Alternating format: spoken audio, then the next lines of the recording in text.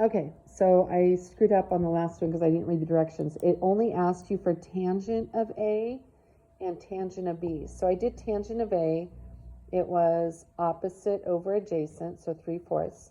Tangent with respect to B is still opposite over adjacent. So that would be opposite over adjacent would be 4/3. And then it said to round to the nearest. Joey, I'm making a video. Joey, I'm making a video. Shh, sorry. And then if they want the decimal, you just divide 3 by 4, which would be 0.75. So you could do that. Okay, the next one is number 4 on that same worksheet. This one is a little more complicated. It gives you an angle at 60 degrees. The side opposite is 15 and the side adjacent is X. Now there's a couple different ways you could do this question, depending on if you get a calculator or not. So this is the side we're trying to find. So I'm going to show you 2 different ways, okay? Since we're given this angle is 60 and this is opposite over adjacent, we're going to set up tangent. So tangent of 60, again, is opposite over adjacent. So we're going to say equals 15 over x. And then, to solve for x, we would move this x over because I don't like it on the bottom. So right now it's being divided. The opposite of, the opposite of dividing is to multiply it over. So that would be x tangent of 60 equals 15. It's hard to write when I'm also videoing at the same time. Okay.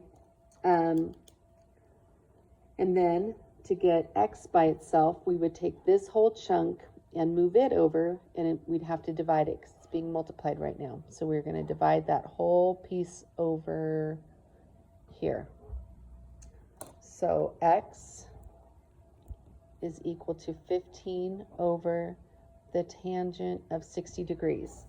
Now, if you're given a calculator, you would use your calculator. You'd put in 60, make sure you're in degree mode, and hit tangent.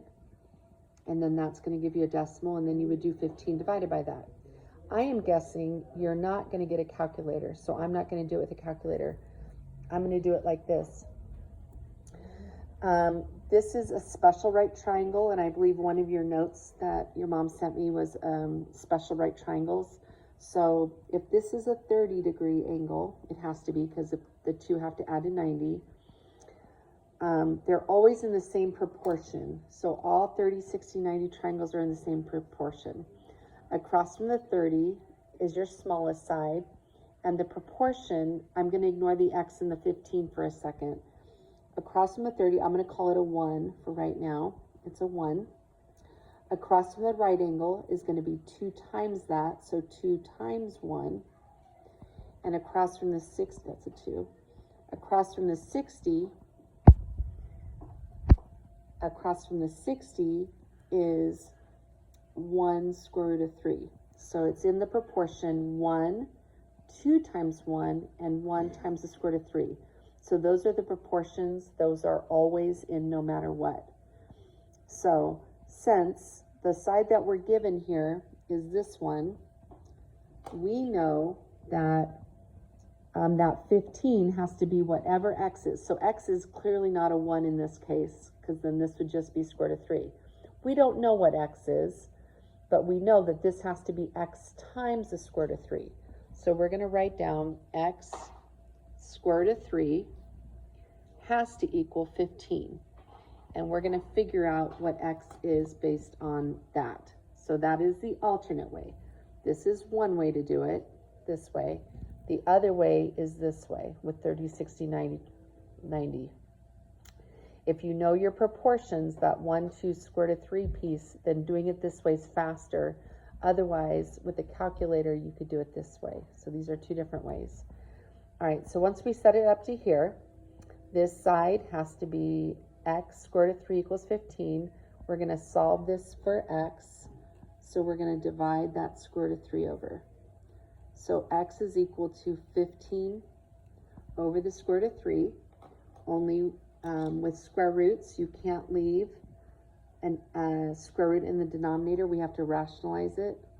So we multiply top and bottom by square root of 3, which is going to end up being, I'm going to draw a little line here, which is going to end up being 15 square root of 3 is 15 square root of 3. And on the bottom, a square root times itself will always undo it. I always tell my students it goes poof. Square root of 3 times square root of 3 is square root of 9. And the square root of 9 is perfect because it's asking you what times itself gives you 9, which we just saw right here. So I always say, duh, it's a 3. So we're at 15 square root of 3 over 3. One more step, we can divide the 3 into the 15 because it goes in perfectly. So our answer to x is 5 square roots of 3. That's what x has to equal, is 5 square roots of 3.